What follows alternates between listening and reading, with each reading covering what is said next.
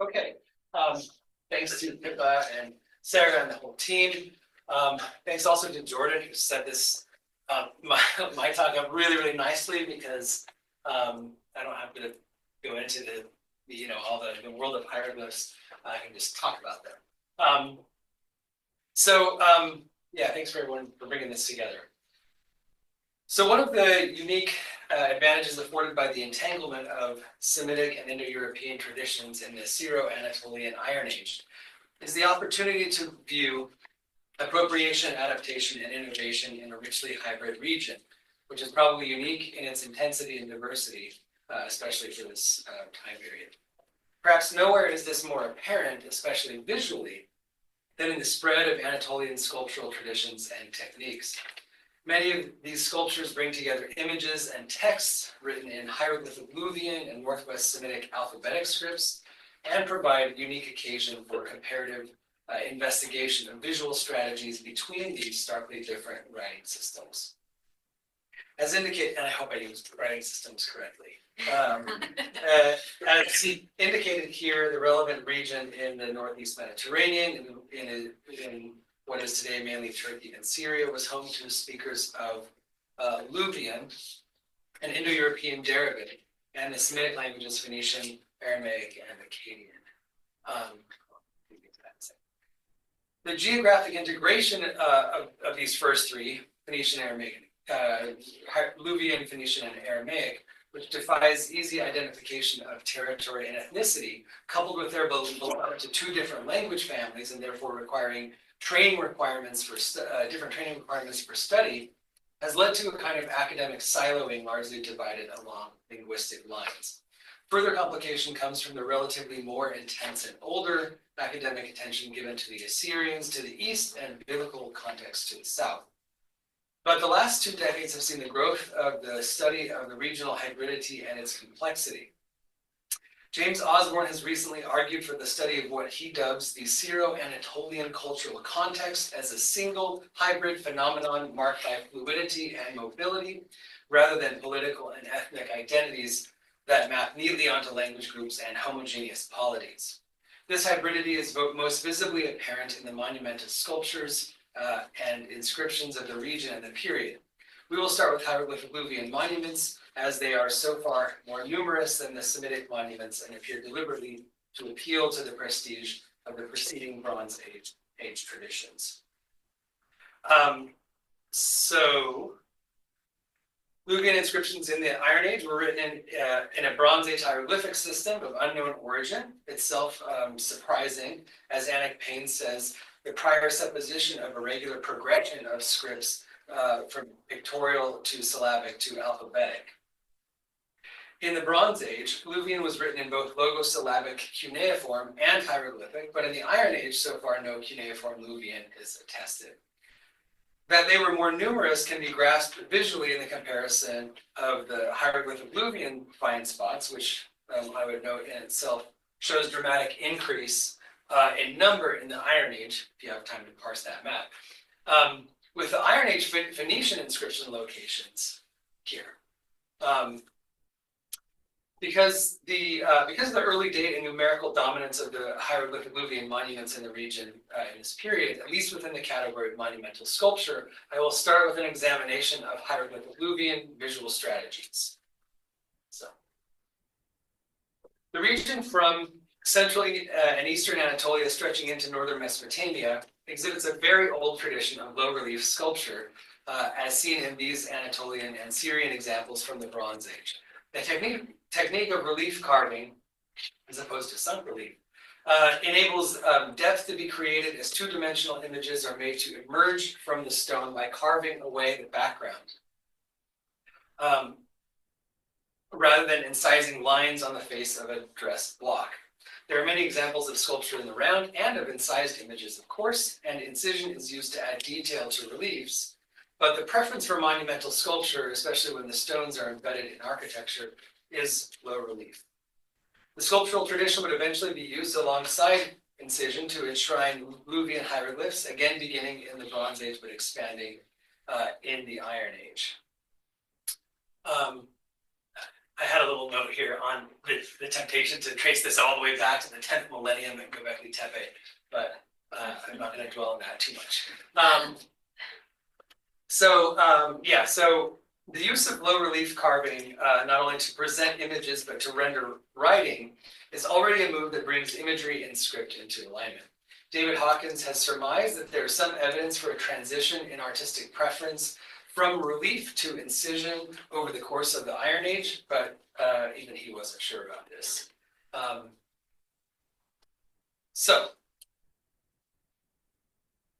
Taking the basalt orthosat slab of Katua as an initial example, we find a right-facing figure who occupies the full vertical space of the slab, with an enlarged eye and holding a staff in his right hand, while his left gestures particularly toward his nose.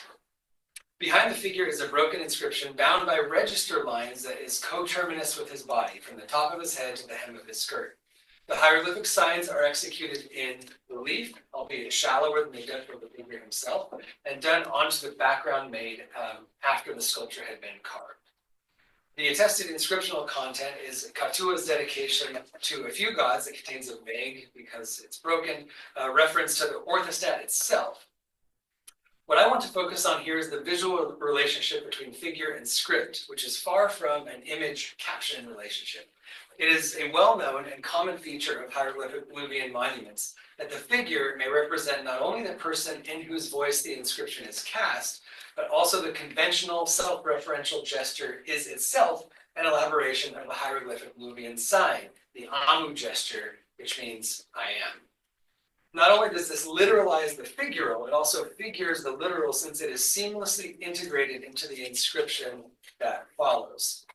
Visually speaking, the appearance of a figure in such a posture in a hieroglyphic Luwian inscription does not only present something iconic, the image of the protagonist, it also and almost always fixes the direction of reading of the inscription, even where the figure doesn't represent a hieroglyphic sign, such as in the Tel or Stela. Hieroglyphic Luwian can be read right to left, left to right, or boustrophodon, as the ox turns, alternating sinistroverse and dextroverse. This is almost always indicated by non-symmetrical signs, such as heads and feet in profile, which face against the direction of reading. Oops. So, pointer, yeah. So you can see this foot here was oriented to the right, but the direction of reading here is to the left, as we'll see in a second. So this is a kind of embodied confrontation with the viewer. Thus, the prominent first sign here, which is the figure Katua, tells us that the first line will be read from right to left. After this first line, the direction changes left to right until it meets Katua's body and moves down, alternating direction until it ends moving away at his hem. Thus, the body of the figured narrator is fused with the inscription in a visually determinative way. Sorry, this is the common practice, which we see more examples below. But I want to highlight two more examples that give a sense of the range of potential visual decisions enabled by the particularities of the script. So I have a little typo at the top. It's Warpalawa, not Warpalawa. The 8th century BCE rock relief of Warpalawa shows two figures, the deity Tarhunza on the left and Warpalawa on the right. There are also two inscriptions associated with the bodies. There's also a third that we'll talk about here. The figures are in fairly conventional postures, but they are not also serving as linguistic signs within the inscription, as was Katua, because the texts are not first-person narratives. The positions of these inscriptions relative to the bodies are telling, with the deities in front of his face and bounded by his left arm, while Warpalawa's inscription curves into his backside. Both are three-line inscriptions, and they each run in the same directional order. Dextroverse, sinistroverse, dextroverse. Both inscriptions start with the same word, the word this, za, as in this is Tarhunza, and this is the image of Warpalawa the hero. Thus it functions like a caption, indexing the figure within the language. But what is more, there is still curious affinity between the images and the signs. I've already mentioned the way in which the deity's body bounds his inscription, but Warpalawa's too, and maybe even more surprisingly, exhibits a curious congruence between the inscription and the details on the hero's decorated robe. The inscription seems a continuation of the line at the end of the wrap on the figure, exactly coterminous with this detail, top and bottom, so matches these curved lines. The curved register lines appear to be influenced by the angle of the garment. Thus, even here, where the figure doesn't function as a sign, there seems to be strong coherence between the visual features of the inscription and the figures. Another remarkable example is Marach 2, and I'm going to kind of skip through this a little bit, but we see two female figures facing each other and a borderless inscription that starts on the right and runs to the left, and then a second line runs back left to right. There's a lot of questioning about this, whether there was originally a border, things like that, because the inscription is fairly abraded, but this is another graphic possibility to sort of fill the space in between these two. And it's also telling that the inscription kind of bounces between the two figures. And a final example that I thought interesting to highlight is especially of script in relation to bodies, the occasional execution of signs in relief on already figural surfaces in high relief, such as the gate lions at Carchemish and Marach. On the latter, we find the further innovation of the depiction, not very visible in this reproduction, of a figure in the Amu gesture cut into its own panel, standing on a lion right here. So you can't see it very well, but there's a lion down here, which may be self-referential, because there may have been, this looks like it was sort of a pedestal for another statue. But this also forms the first sign in the inscription. So it might have been a self-referential element that makes the inscription itself index the visual content of the surface experienced by the viewer. Okay, so this small roundup of a few examples that show some of the visual possibilities manifested in these hieroglyphic Luwian monuments are an important setup for thinking about what happens when similar forms are executed in a wholly different writing system. If this region and its power structures are marked by hybridity in this period, the comparison between hieroglyphic and alphabetic scripts should yield insight into strategies of visualization between script and image and script as image. The best example for comparison is at Zinjirli, which is ancient Samal, which may well in fact be the worst example because it is such a special case, as we'll see. Okay, so a lot of information on this slide. Just for our purposes, note that we possibly start with hieroglyphic Luwian. These are all at Samal, Zinjirli. There's a tiny indication that they may have used or certainly knew hieroglyphic Luwian, but then the next monuments that we see are executed in Semitic languages and alphabetic scripts. So Phoenician, Somalian, which is a there's a debate about whether to call it a dialect or whatever, but it's basically a kind of version of Aramaic, and then Aramaic by the end. So as further evidence of the hybridity of the region, the situation persists even when the person named on a given stela in the first person has a Luwian name like Kulamua and Katamua, which are these are Luwian names with the inscription rendered in not Luwian. Okay,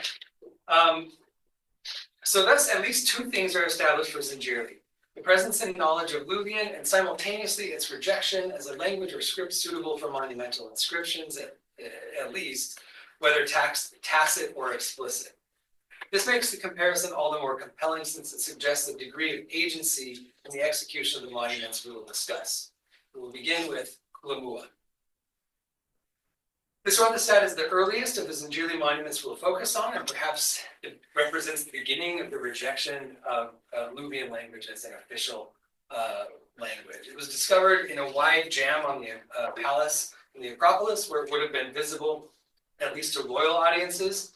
It presents on the left the standing figure of Kulamua, king of Samal, gesturing in a familiar position of worship that might be owed to Assyrian influence. In his sight line are divine symbols that run into the first line of the 16-line inscription. Many of the most striking formal qualities of the inscription clearly derive from the Neo-Hittite or hieroglyphic Luwian tradition. The most telling and perhaps important for our purposes is the embossing of letters in low relief. After we've just looked at several Luwian monuments, we might take for granted that alphabetic letters would be so rendered. But as far as present evidence allows us to know, this is something done only at Zingirli. That is the rendering of alphabetic characters in relief. It is tempting to connect this to the rejection of Luwian as a language, but it's even more interesting, therefore, that other formal qualities of the panel, besides the relief script, are undoubtedly derived from Neo-Hittite monuments from Carchemish. The panel of Carchemish Regent Yariri shows a similar structure with a 9-line inscription beginning with the figure of Yariri forming simultaneously the Amu sign, which you can see there on the top, and the incipit of the inscription, as we have already seen with Katua. The inscription runs Mustaphagon, again, behind Yariri until line 4, whose upper line divider provides the ground on which he stands, as in the Kulamua orthostat. Another example is the mid-9th century fragment from Marach, on whose skirt is an inscription of Halparnetia II. You can see elements of the larger sculpture here. Kulamua himself is on the side opposite beginning the alphabetic Phoenician inscription. As opposed to the Luwian monuments, the Kulamua stela is rendered sinistrograde, like most other Northwest Semitic scripts of the period. What is interesting for our purposes is an apparently deliberate choice to make Kulamua face the inscription, in marked contrast in comparison with the hieroglyphic Luwian monuments, as we've already seen. There's no formal reason the artist couldn't have placed the inscription behind the ruler had they wanted a closer emulation of Luwian monuments. Thus, part of the innovation is the visual confrontation between the body of the ruler and the inscription. He faces the inscription, and the inscription faces back, running toward his body. One other feature rarely remarked on is the fact that Kulamua's eye, you can kind of see it, is accentuated by a small cavity bored out in the center for the pupil, perhaps to accommodate an inlay. It may indicate extra attention given to the ruler's vision, which takes on added significance as he faces not only the divine symbols, but also the inscription that takes up the bulk of the field in front of him and underneath him. We also note that special care is given to the visual framing of the inscription. We've already noted that the ruler stands on the inscription itself, giving a kind of literal structure to the lettering, as if the inscriptional framework could support the weight of a human. Not only is it divided into registers, the framework is also responsive to the content of the inscription. It is divided visually and thematically into 2 8-line sections, separated by a double herringbone line that runs the length of line 8 above it. Sometimes line is right here. And a short vertical double herringbone line that marks the end of the first section. The second section begins, as does the first, I am Kulamua, on line 9, which is at the level of Kulamua's feet, and then beginning with line 10, the text runs under Kulamua's feet to the leftmost side of the slab. Although the height of the incipit correlates roughly with the top of Kulamua's head, as it does on many of the Luwian monuments, the first line divider that meets his body does so at the top of his neck. The double herringbone line that marks the end of the first section terminates roughly at the hem of his robe, creating the impression that the inscription is coterminous with his robe. Further, the division into the 2 8-line sections is not just a visually spatial arrangement, its content is also differentiated thematically by its attention to external and internal space, to foreign and domestic interests, as many have noted. The creators of this monument seem therefore to have, like their Luwian counterparts, attempted to fuse text and image at the body of the person commemorated, but in a way that works within the visual parameters of alphabetic convention. Both, I would argue, are keen to make present, tangible, and concrete the language for its visual quality as much as for the recording of its semantic content.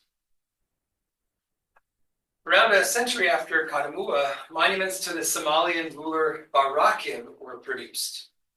The first we will look at is conventionally known as Barakib I, depicting Barakib facing right, perhaps processing, and in front of him a 20-line inscription that runs from about his chest to the hem of his robe. Again, hems. Divine symbols also precede him in a line about the level of his forehead, a likely reference to an Assyrian monumental idiom. Political discussion there that I won't go into. The register lines and text are again in relief. The inscription describes Barakib's loyal service to Tiglath-Pileser and his accession to his father's rulership. It concludes with the claim that he built the palace for which the inscription was destined. In this case, there's not as much going on with the frame as in the more elaborate herringbone borders of the Kulamua stela, but again, the text proceeds toward the body of Barakib, and Barakib faces the text. What is more, one notices that not only is the height of the text block correlated with Barakib's torso, but its width also seems to correspond to the body as well. So you can even, you see this even with an unscientific tracing, which I just traced and then copied and pasted.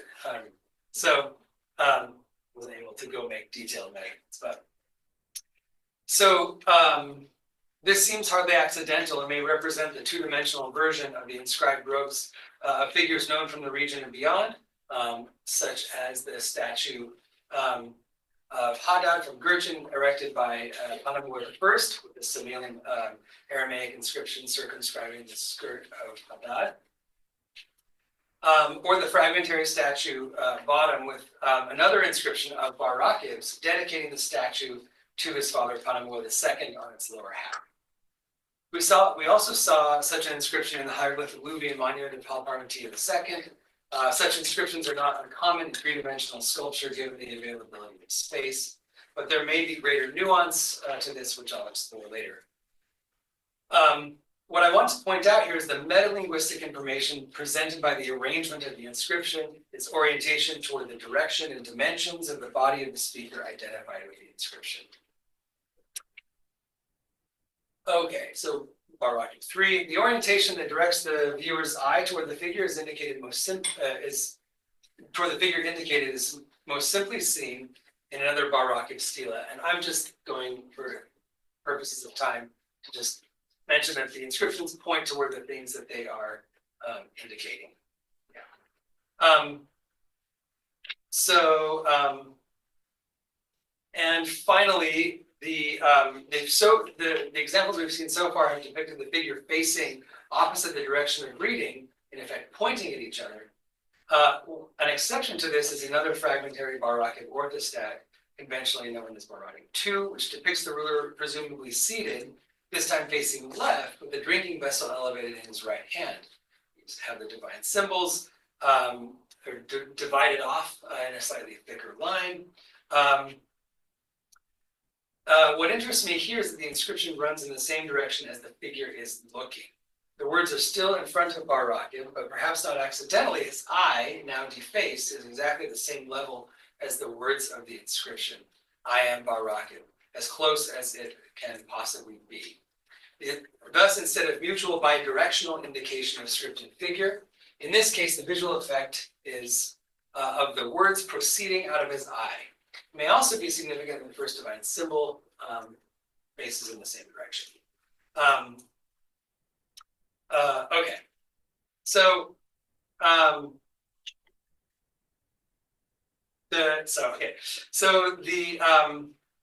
this visual adjacency has the effect of making Barakib look at the very words that identify him, words that are rendered in relief in a way that's consubstantial with this figural rendering.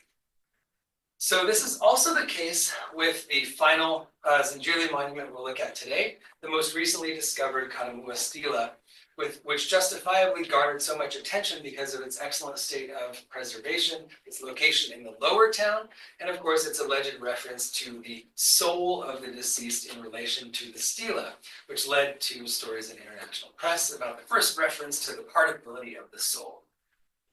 What interests me here is again the spatial relationship between text and image. Okay, so going to show the separated script. This is it's often called a 13-line script, but I would say that it is 12 because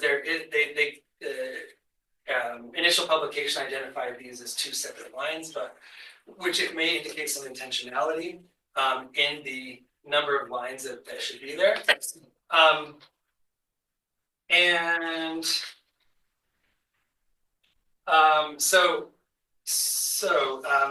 In any case, the inscription runs toward Karamua again. The first 5 lines are the longest, fairly uniform in length because they occupy the widest space available. Lines 6 through the end are shortened by his hand. The first 5 lines describe his commissioning of the stela, and then line 6 begins with a marker in Somalian, which is the classic transition from topic to comment. So this henceforth, the beginning of line 6. So not only does the division not seem accidental, but the result of the arrangement is that the words that got so much attention, for my soul that is in the stela, are the words that point directly into Kadamua's eye, or alternatively, they are the clause that he most directly sees. If this is by accident, it is a happy and unlikely coincidence. There's much more to be said about this, and whether or not it's deliberate, but even if it wasn't, the spatial and semantic relationships are present together on the monument. Okay, so once again, the through line for both hieroglyphic and alphabetic scripts centers on a fusion with or an index of the body of the figure depicted, each taking advantage of the visual properties of the script conventions. I have just a note here about the similarity between the Zindjili inscriptions and hieroglyphic Luwian conventions. And I want to conclude with the case of Idrimi.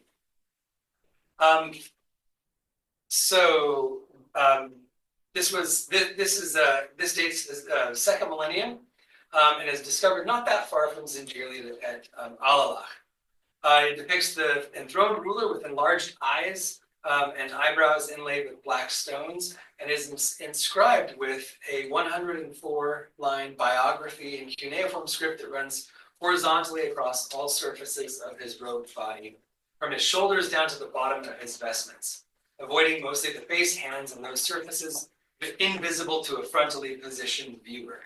The one highly unusual to exception to the horizontal orientation is 3 lines that run down the right side of his face, which I argued in 2013 had been neglected in its visual implications for reading the text with image. So here for the next several slides, I wanted to just make a longer comment about the disciplinary difficulties of working across text and image, since we've all experienced their real needs to flatten and systematize, but that also risks the foreclosure of analytical possibilities. People continue to talk about these words because of this kind of stuff coming out of Idrimi's mouth. So this is the inscription from the chief, right? And it's presented horizontally, it's done vertically. Which makes me think of the separation of the Karamua inscription from. And this example of the British Museum, which has done a couple of times, talking about the inscription coming out of Idrimi's mouth, which it doesn't, like there's no indication that it just says something about the way we experience sort of speech bubbles, right?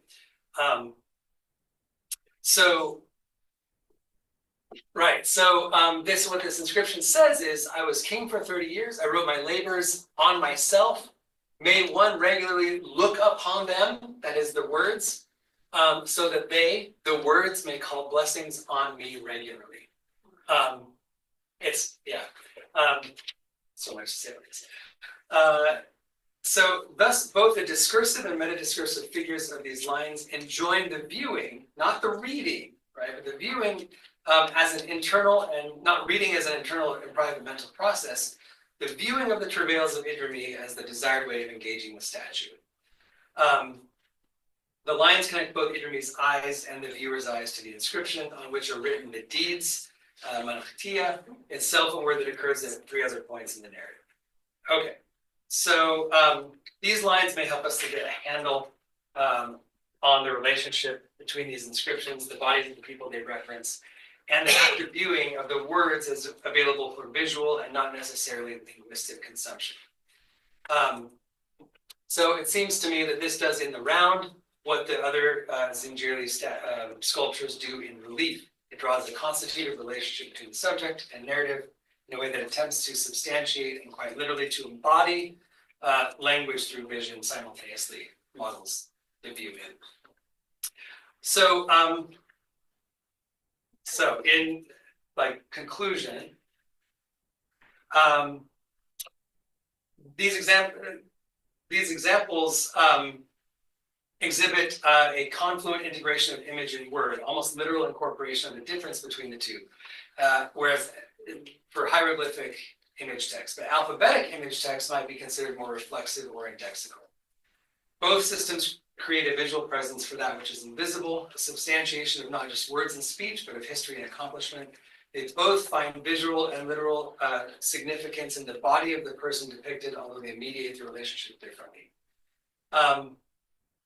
Okay, I think, so I've got more to say there, but I think that's all.